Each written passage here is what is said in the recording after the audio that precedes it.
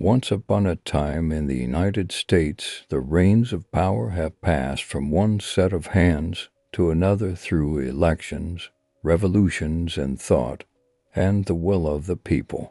But once, just once, power flowed through blood, when one man swept into the Oval Office not just as the President of the United States, but as the patriarch of a new dynasty.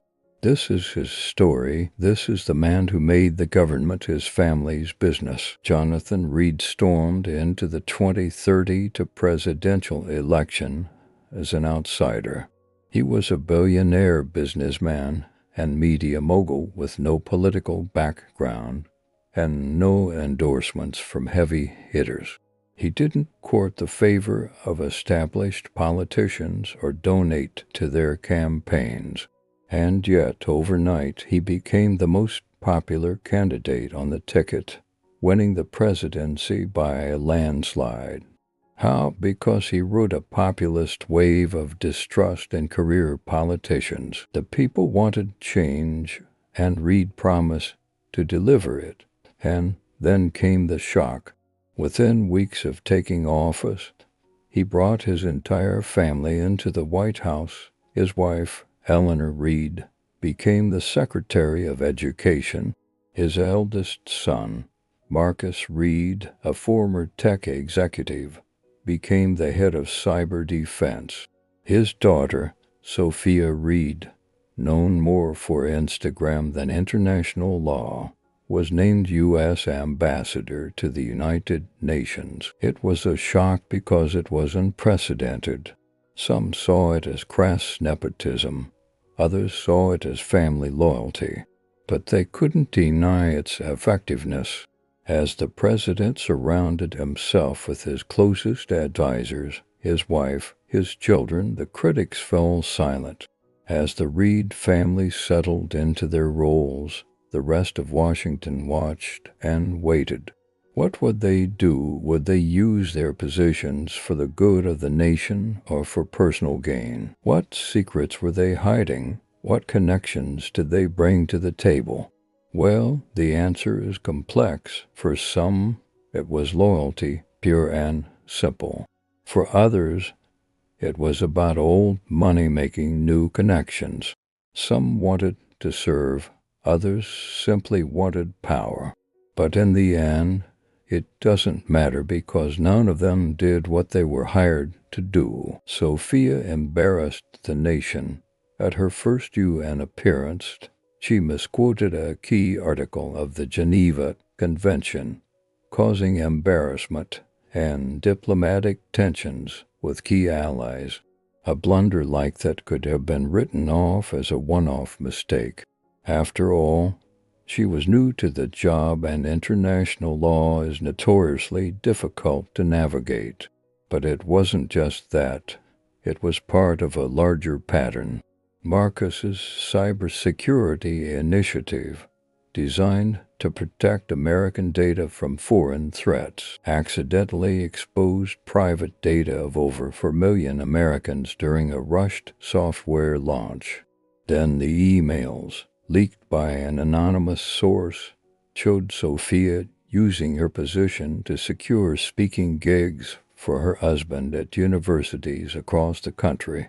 None of this was illegal, but it was unethical, and as the evidence mounted, so did the calls for reform. Polls showed that trust in government had dropped to its lowest in 50 years. Major news networks labeled the Reeds the Nepo baby cabinet. Then the leaks kept coming. Leak audio reveal discussions between Eleanor Reed and education contractors suggesting corrupt dealings. Phone recordings captured Marcus in compromising situations. Photos surfaced of Sophia partying at exclusive clubs, all on the taxpayer's dime. Each piece of information was damaging on its own, but together they created a perfect storm of scandal. Congress called for hearings, Protesters took to the streets, and suddenly the White House was in crisis mode. They tried to fight back. They issued denials, then counterattacks. But damage had already been done. The public's trust in the Reeds was shattered, and there was no way to repair it. This wasn't just about family anymore. This was about loyalty, legacy, and above all, control. Reed had come to power promising change, but what kind of change? Was he trying to update the system from the inside or tear it down completely? Well, the truth is somewhere in between. Reed wanted change, but he also wanted power. He was willing to break the rules if it meant getting ahead, and he surrounded himself with enablers, people who would do whatever it took to protect his legacy. But the public saw through it. They knew that the Reeds weren't qualified for their positions. They saw the scandals for what they were, and they demanded reform.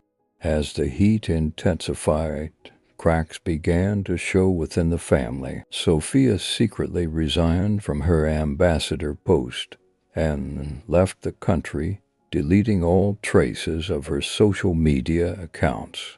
Marcus gave a cryptic interview to a Rolling Stone reporter, hinting at pressure and surveillance from his own father's administration.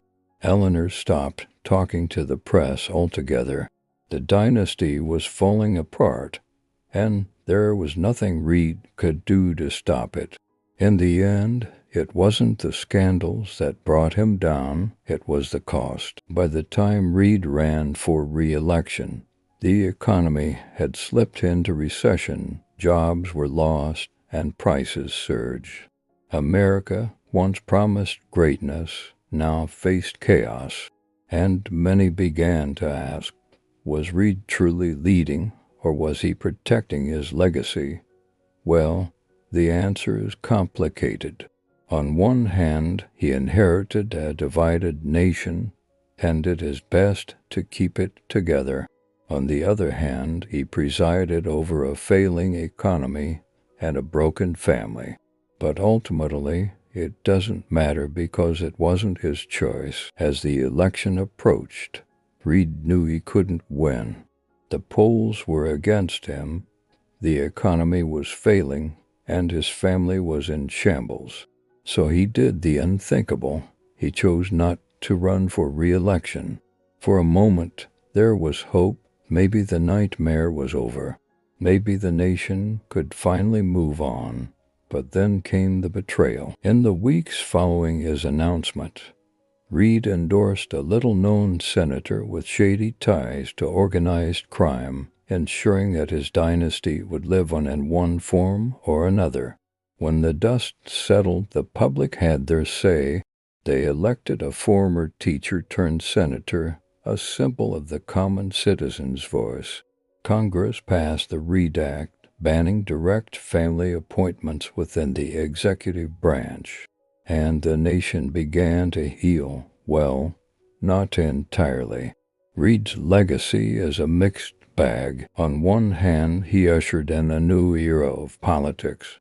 He proved that outsiders could win and that the establishment could be challenged. On the other hand, he tarnished the office of the presidency. He showed that ambition and greed could corrupt even the highest office. So was he right or wrong? Well, that depends on your perspective. If you believe in family loyalty and personal ambition, then Reed was a visionary. He took risks, broke the rules, and never backed down. If you believe in equal opportunity and merit-based leadership, then Reed was a tyrant. He held back progress and sacrificed principles for power. Ultimately, though, it doesn't matter because this isn't just about Reed, it's about all of us. Reed's story is a cautionary tale, a reminder that power can corrupt and that no one is beyond reproach. It's a call for vigilance, a demand for transparency, and an ode to the power of the people, because in a democracy, power must belong not to families, but to the people. So what do you think? Was President Reed right or wrong? Let me know in the comments, and don't forget to like and subscribe for more deep dives, what-ifs, and historical tales. Until next time, stay curious.